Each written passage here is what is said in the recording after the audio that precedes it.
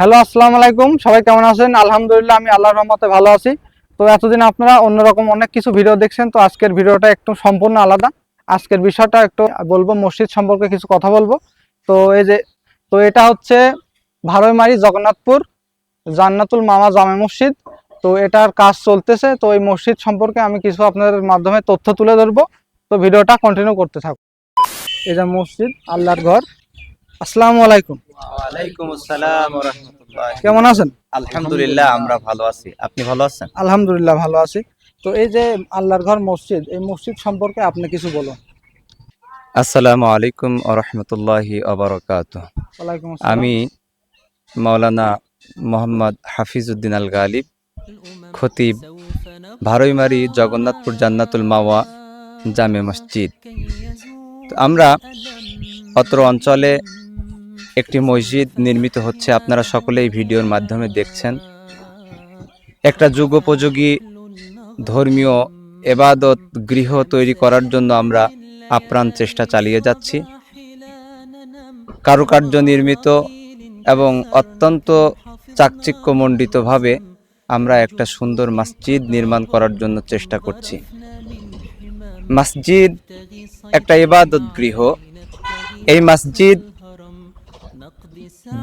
বাড়ি থেকে, নিজের গৃহ থেকে উত্তম করে নির্মাণ করার কথা বলা হয়েছে, যাতে করে মানুষ এই মসজিদের কারুকার্য দেখে মসজিদে এসে শান্তি পেয়ে তারা ইবাদতের জন্য বারবার ছুটে ছুটে মসজিদে আসতে পারে। এই জন্য মসজিদকে সুন্দর করা উচিত। এজন্য রাসূলুল্লাহ সাল্লাল্লাহু আলাইহি ওয়াসাল্লাম বলেছেন, মান বানা লিল্লাহি মসজিদান বানাল্লাহু লাহু বাইতান ফিল জান্নাহ। যে ব্যক্তি বা যাহারা মসজিদ নির্মাণ করার জন্য চেষ্টা করবে, মানে মসজিদ নির্মাণ করবে, আল্লাহ রাব্বুল আলামিন তাদেরকে জান্নাতের মধ্যে একটি ঘর নির্মাণ করে দিবেন। বলি সুবহানাল্লাহ। তো আমরা এই মসজিদ নির্মাণ করার জন্য বিপুল পরিমাণ অর্থের প্রয়োজন হচ্ছে, যেটা আমরা অনেক সময় এই অর্থ সংকলন করে উঠতে পারছি না। তো এই ভিডিওর মাধ্যমে যারা ধনাঢ্য ব্যক্তি এই ভিডিওটাকে দেখবেন, আল্লাহর ঘর নির্মাণের জন্য যারা সহযোগিতা করতে চান, আল্লাহর ঘর নির্মাণে যারা হাত বাড়িয়ে দিতে চান, যারা সওয়াব অর্জন করতে চান, তারা আমাদেরকেই ভিডিওর ডিসক্রিপশন বক্সে যে নাম্বার দেওয়া থাকবে সেই নাম্বারে আপনারা আর্থিক সহযোগিতা পাঠাতে পারেন। আর এই মসজিদটাকে সুন্দরভাবে সাজানোর জন্য আপনার এই দান, অনুদান যাই বলেন, এটা আপনার জন্য যেমন কার্যকরী হবে, আখেরাতের জন্য তেমন মুক্তির এক পাথেয় হয়ে যাবে। তো আমরা সকলেই আমাদের এই মসজিদ ঘরের জন্য প্রচেষ্টা চালাই। আল্লাহ রাব্বুল আলামিন আমাদের সকলকে তৌফিক দান করুক। আসসালামু আলাইকুম ওয়া রাহমাতুল্লাহ। তো আমরা এখন এই জান্নাতুল মামা জামে মসজিদের ভিতরে যে কারুকাজের কাজ হচ্ছে, সেই কাজটা আপনাদের একটু ঘুরে দেখাবো।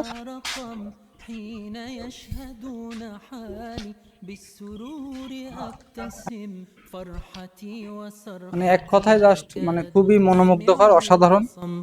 يا نجوم السماء يا عبائق النسم يا سحائب الرجاء يا طيور الحرم يا رعود الشتاء يا جميع الأنام اشهدوا هذا المساء أنني قلت القسم سوف نبقى هنا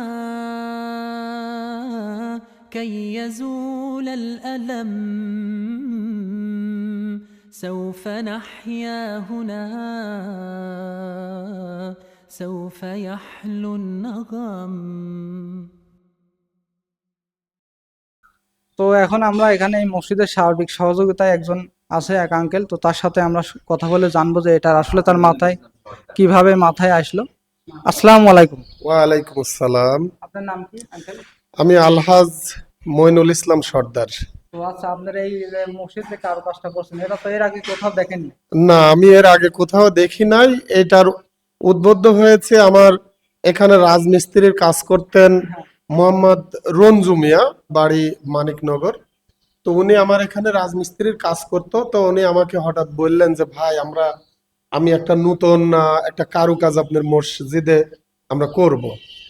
তো ওনার থেকেই উনি আমাকে আশ্বস্ত করলেন যে আমরা দামটাও একটু কম ধরবো এবং আমরা একটা অনুদানের হাতও বাড়িয়ে দেব আর কি। তো ওইটার থেকে আমি অনুপ্রাণিত হলাম এবং তাকে নির্দেশ করলাম, আচ্ছা ঠিক আছে, আপনি দু একটা ফুল আগে লাগা দেখান আর কি।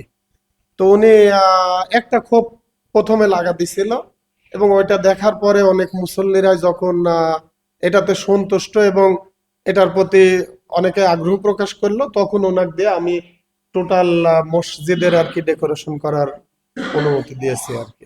তো আমরা এখন যিনি এইটা হাতে শিল্পটা করছেন তার সাথে কথা বলবো। আসসালামু আলাইকুম। ওয়ালাইকুম আসসালাম রহমতুল্লাহ। কেমন আছেন মামা? আলহামদুলিল্লাহ। তো মামা এটা আপনি কোথা থেকে শিখছেন এই কাজটা? এটা আমি কাতার থেকে শিখেছি। শিখছেন? জি। ও, তো এটা আপনি কিরকম মানে মানে কিরকম এর করার ধারণা আপনি কিভাবে পেলেন? এগুলো আমি কাতারে যখন রাজমিস্ত্রির কাজে যাই তখন আমি সাপ্লাই কোম্পানি কাজ করি। হ্যাঁ তো কিছু কিছু জায়গায় আমি ইজিপশনের কাজ করেছি। হ্যাঁ ইজিপশনের কাজ করতে করতে আমার মনের মধ্যে একটা চাহিদা আসে যে আমি দেশে যাই কিছু একটা করব। তারপরে আমি এই ঢাকা থেকে একটা পেলাম।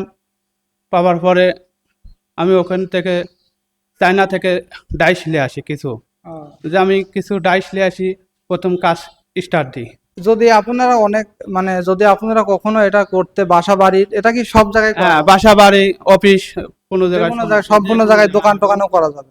তো আপনারা যদি এটা করতে অবশ্যই আগ্রহী হন তাহলে এই আমার মামার সাথে যোগাযোগ করবেন। মামা তোমার মোবাইল নাম্বার একটু বলো। 01752 79 29 74, আর তোমার বাসা হচ্ছে মানিকনগর। মানিকনগর ন্যাংরার দোকান।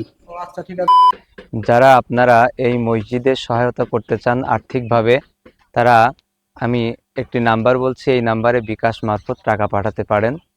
বিকাশ নাম্বারটি হলো 01826 80 17 13, 01826 80 1713।